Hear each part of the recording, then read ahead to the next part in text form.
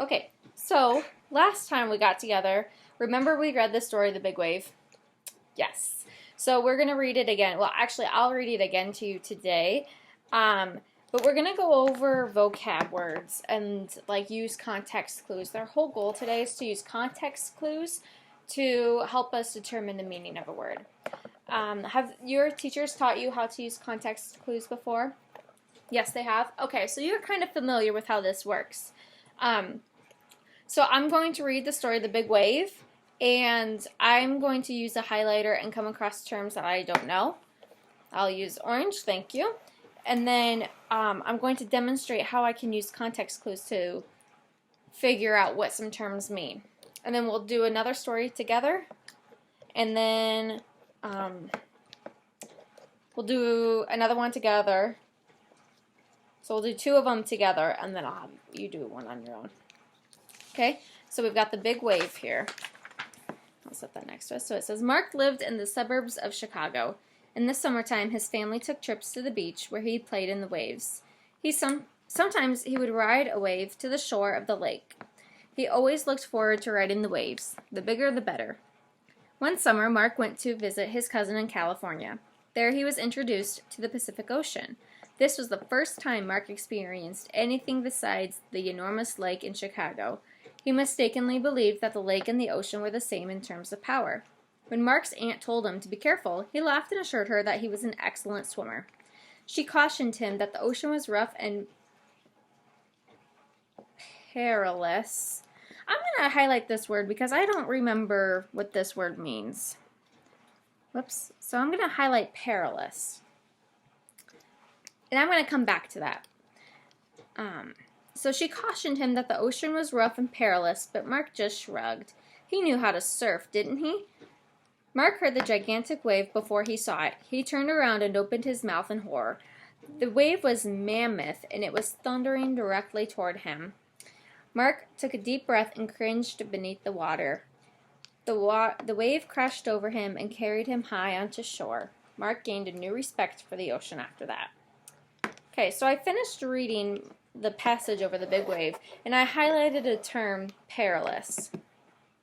Now, using context clues, I'm going to see, I'm going to look for words around the term perilous that help me determine what it means. So it says she cautioned him that the ocean was rough and perilous. And so rough, I'm underlining rough because I'm thinking to myself that rough and perilous, they must go together in a sentence. They must be synonyms in some way. They might not be the same word. They might not have the exact same meaning, but they're very similar. So now I'm going to think to myself, where have I heard the term perilous before? Because it doesn't tell me in the text what perilous means, but I can infer that it has to do something with being rough. Well, when I hear the word perilous, I think of what? Oh, the fly. When I hear the term perilous, I think of the perilous fight. Have you heard of that? What is that from? I think it's a song that you sing, and I'm actually having a brain fart right now because I don't know what it's called. Is it the national anthem? I think it's the national anthem. But the saying goes, the perilous fight.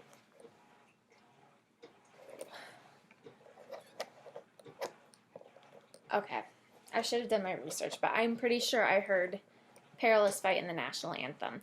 And when I hear that, I think of like the war between the British and the Americans, and probably wasn't a good fight. So connecting perilous to the national anthem and fighting for our freedom, I have a good hunch that perilous probably means something between rough, dangerous, not safe, but that's how we would use context clues to kind of infer. And in order to determine if I was correct, I would then use a dictionary or a glossary or refer to our online resource here to determine what perilous meant. But in this instance, I do know that perilous means dangerous. So that's how we use context clues to determine what words mean. Okay? Thumbs up or thumbs down if you got it. Okay. So now we're going to read Crossing the Seas. I kind of picked a sea theme with our stories. Not on purpose. That's just how it went, of course. Okay, so Crossing the Seas. So I want you to highlight, when we read this, I want you to highlight words that you haven't heard before or you're unfamiliar with what the words mean, okay? Okay. So, Crossing the Seas. I'll read this one and then you can read the next story, okay? So, ships are one of the oldest and most important forms of transportation. Giant tankers carry oil and other liquids. Refrigerator ships carry fresh fruits, meats, and vegetables. People traveled across the ocean on ships before airplanes became widely used. Now people take vacations on cruise ships. Throughout history, nations became rich and powerful by taking control of the seas. When they lost that control, they also often lost their power.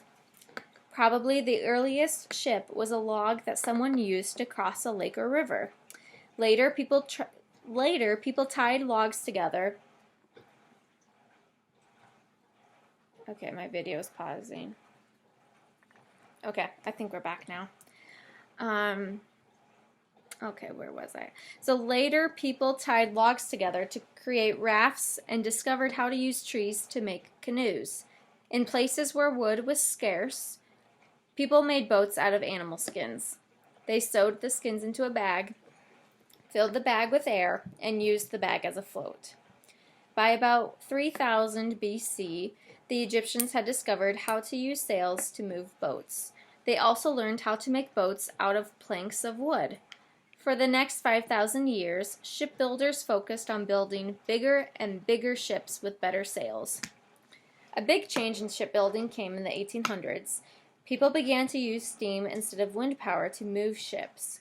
These ships were fueled by coal. Later, people began using heavy oil instead of coal. Today, people even use nuclear power to move large ships. So, were there any words in there that stuck out to you that you thought, Nope. what? Not a single word stuck out to you? Okay, well, I'm going to highlight some words then, and you can tell me by using the context clues what they mean. Okay, so I'm going to highlight transportation. And I'm also going to highlight planks.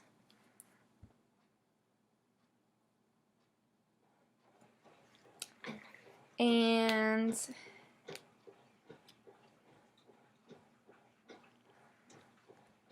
I'm going to do shipbuilding.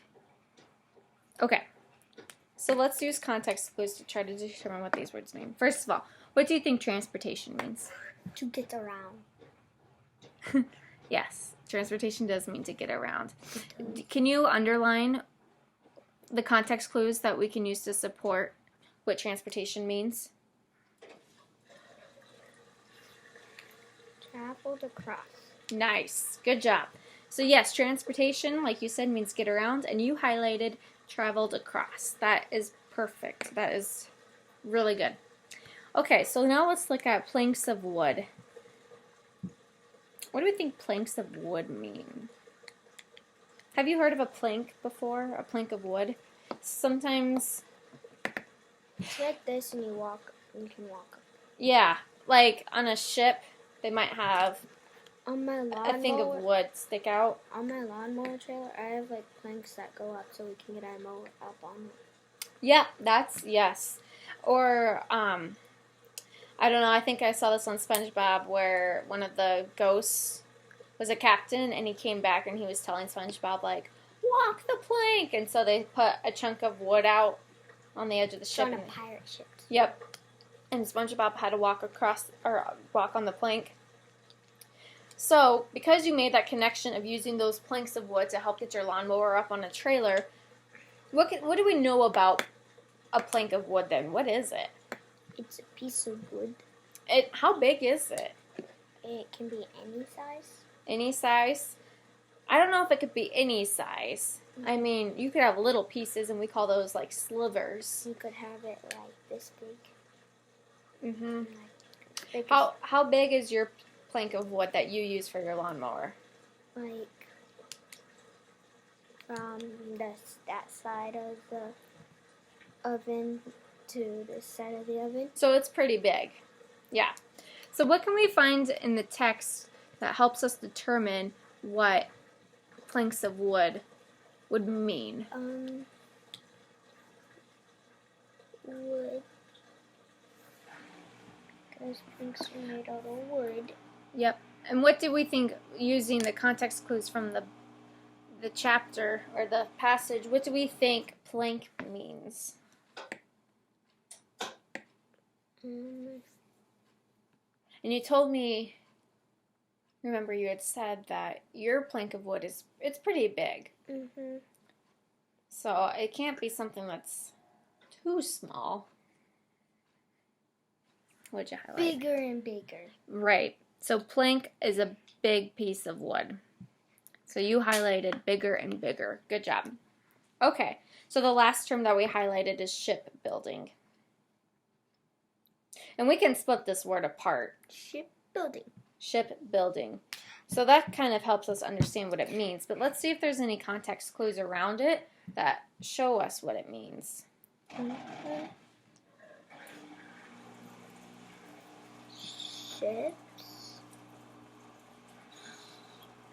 Ships and where'd it go? And sometimes this term, Right there it is.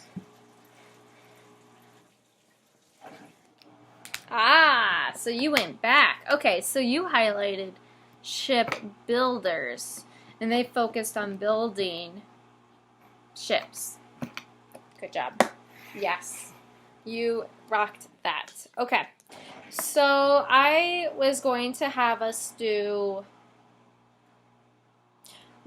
another one together as practice, but with these lessons, ideally they were supposed to be taught in an actual classroom. So we would do this class, or we would do this together as a whole class, and then you would have a partner to do this next one with. And I see my computer's cutting in and out again, and that scares me. Okay, I think we're fine. So, so with this next one, you would do it with a partner. But because we aren't in an actual classroom, and we aren't, you know what? No, we're gonna stick with the lesson. Okay, so I'll have you do this one again. We'll do this one together as partners. I'll be your partner. Okay, so this one, you can read this one. Without a trace. Life on open seas can be very risky. You never know what may lie ahead of you when you set sail. A calm sea can turn dark and stormy without much warning. Occasionally, ships are found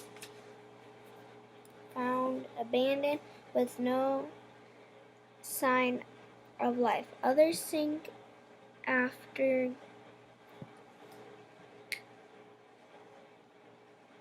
So that term is catastrophic. Catastrophic accidents in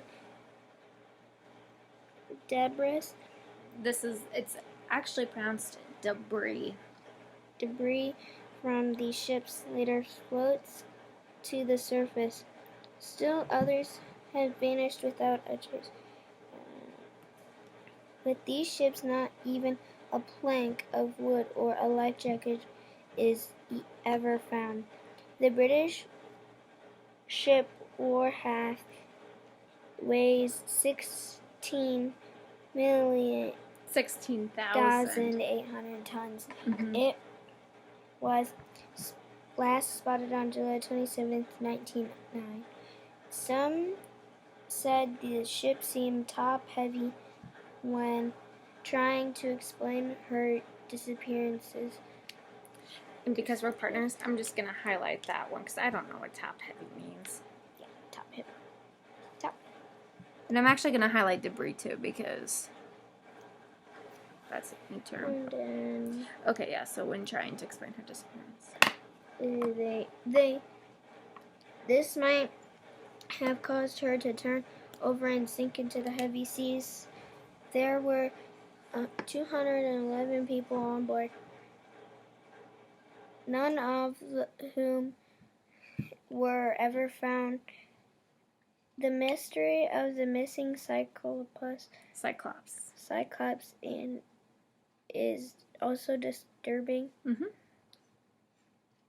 This American ship weighs 19,000 tons. Was last heard from March 1918. On her way home from the West Indies. Or on her way from. On her way from the West Indies to the port of Baltimore, Maryland. Our Navy has never found a sign of the missing ship or the 309 passengers she had on board, and the file on this missing ship is still open. So what do we know from this story? What is it, or this passage? What is it about? Ships and sinking and... Like, what is the... So the title is called Without a Trace. Without a trace, do you know what that term means? Have you heard of that before? No. So, so have you seen... Do your parents watch, like, Dateline? Nope. No. Okay, good. That's probably good for you. It's like a mystery show about people that got... Yeah, they were killed. And so some of the times there's cases where people are missing without a trace, meaning... They can't find whatever they're tracking. Yep, exactly. Like, there is no leads at all. They have nothing to go off of to try to find who killed these people. So with the title being Without a Trace, it's saying that these ships were missing. Like you said, they went missing, and there's no way to track where they were. So the text referred to, it said, like with these ships, not even a plank of wood or a life jacket is ever found. So they have no idea where these ships went. It's like they can't find this. Right. Like, they can't find the ships because there's nothing to trace us back to the ship. It's like they didn't have cameras on it. Right. It's almost like, like the ships just disappeared. Like, magically, disappeared. There's no way of tracking these ships. It's really kind of eerie. So, we highlighted a few terms here. We highlighted catastrophic.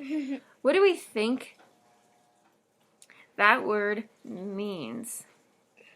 Like sinking? Yeah, so in the sentence it says others sink after catastrophic accidents. So like later than others. In this scenario, catastrophic kind of describes the type of accident that these ships... Like a bad. Yeah, so catastrophic in this term, because it's describing an accident, we know that it's not a good one. And then the term debris. I highlighted that. Have you heard of the term debris before? Nope. Okay. So I highlighted this one because it says, so others sink after catastrophic accidents and debris from the ships later float to the surface.